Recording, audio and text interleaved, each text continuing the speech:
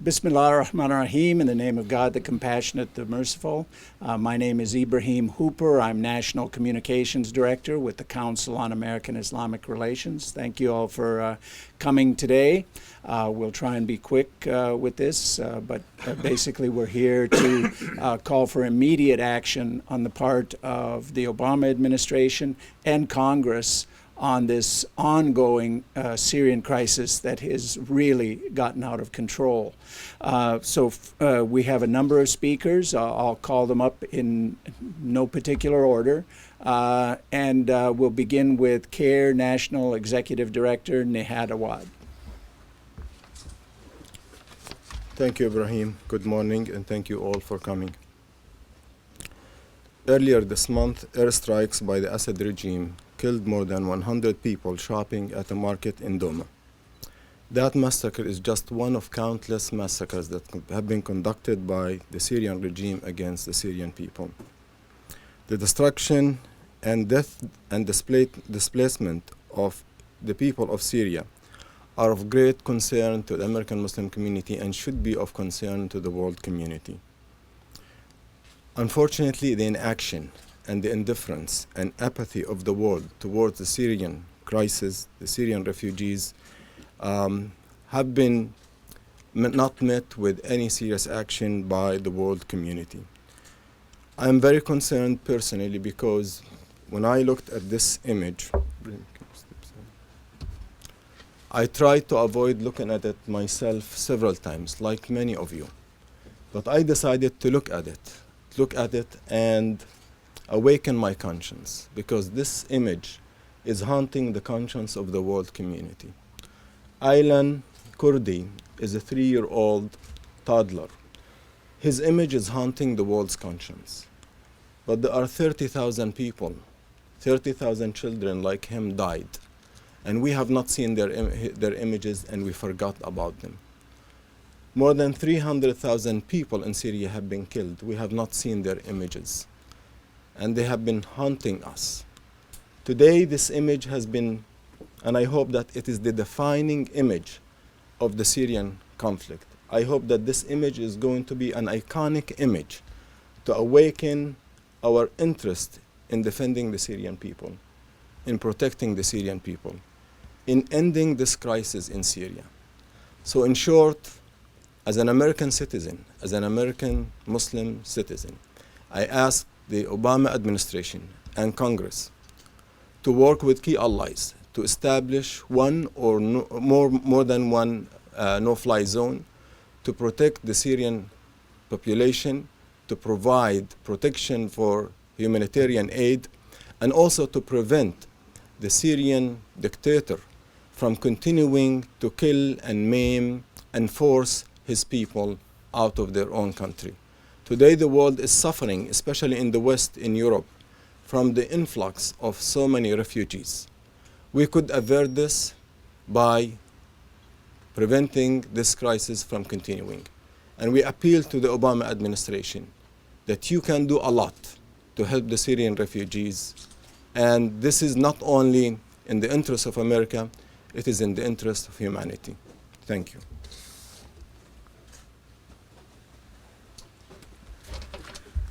Next, we'll have Suzanne Meren with the Syrian-American Council. She's the Director of Operations. Good morning, everyone, and thank you for being here. I'm going to speak on behalf of the Syrian-American community, and we absolutely applaud CAIR for standing by this notion of the no-fly zone. This is something the Syrian-American community has asked for since 2011. We know if a no-fly zone is established, it will help create a positive reaction on many aspects, but the number one aspect would be to stop the barrel bombs that are dropped down on Syrian civilians, from the Assad regime. And these bombs have caused the death of hundreds of thousands of people. It has also caused the displacements of 11 million people.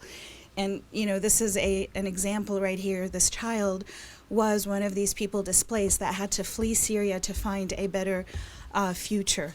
And unfortunately, a lot of death is happening there because of treacherous waters and dangerous paths. So we thank CAIR very much, and we applaud them, and we hope that others follow suit. Thank you very much. Next, we'll have Ezzedine Ahmed, Chairman of Public Affairs for the Muslim Association of Virginia. Good morning.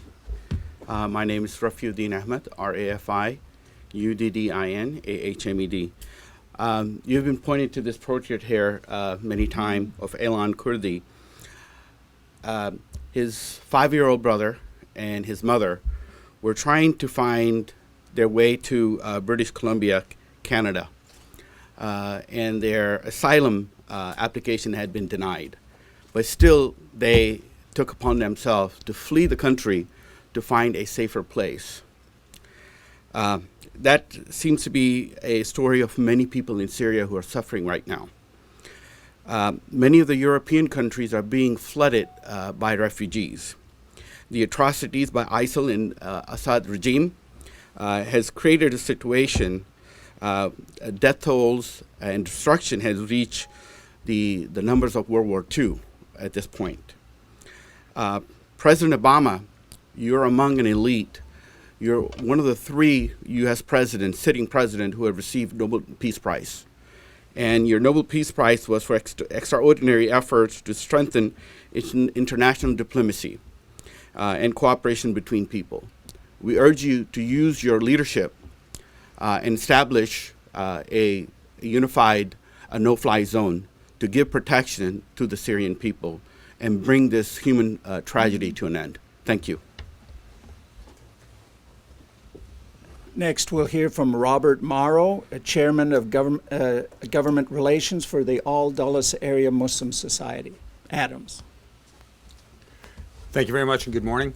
You know, when I look at that picture, it reminds me, my first assignment in the U.S. Foreign Service was to Malaysia, and one of my first duties was working with Vietnamese boat refugees. And seeing that brings back the memories of all the Vietnamese who similarly died because of, not trying to flee a situation that was just impossible. It's something that we should not allow to repeat. Back then, it was very controversial in the United States whether or not the U.S. had the responsibility to continue to help people from Vietnam. We took upon ourselves to do that and to settle people, to have a program where we could effectively bring those people out and resettle them in a peaceful environment and give them the chance to live their lives. I think we have an opportunity here not only to replicate that, but unlike in Vietnam where we could not go back and establish safe zones in that country, we can do things on the ground there, whether it's the no-fly zone, whether it's something else, but we cannot simply ignore those images. I don't think there's an American anywhere who has a heart who would not be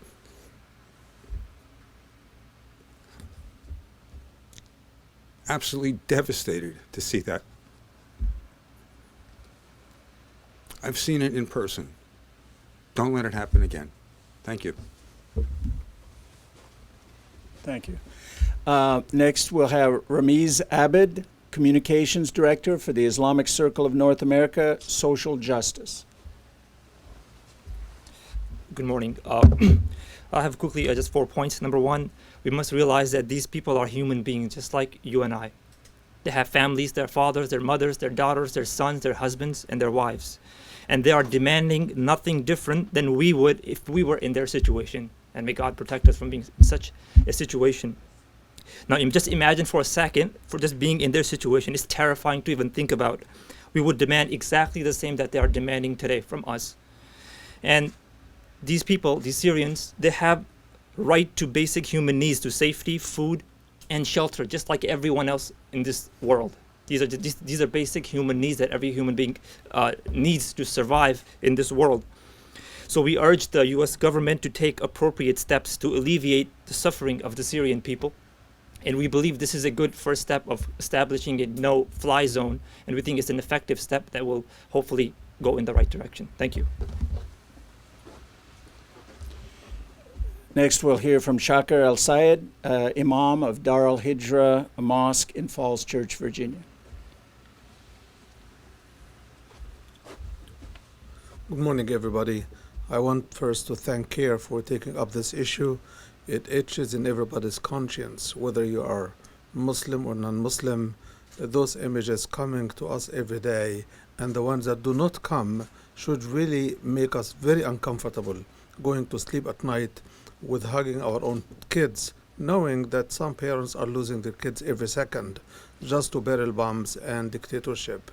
One thing I would like to mention to President Obama: your CAIR speech must come to fulfillment. I hope you meant it, and I hope you fulfill it. Your CAIR speech about supporting democracy, promoting human rights as the central part of your agenda, especially in the Middle East. It is on your watch that the Middle East is being torn into pieces, and the United States is either watching or supporting one side against the other. It is time to stand against dictatorship. Our moral compass has to be cleared. We should not lose our moral leadership because we want more money for weapons, or we want to stand on political issues when blood is being spilled. This is immoral. Our silence is betrayal. Once upon a time, humanity said never again, but it keeps coming. It is time for America to have leadership. No-fly zone is all what the Syrian people are asking us to do, and it is not a big deal for a big nation to do. Thank you. Next, we'll have Kristen Shrem, Director of Media and Communication for American Muslims for Palestine.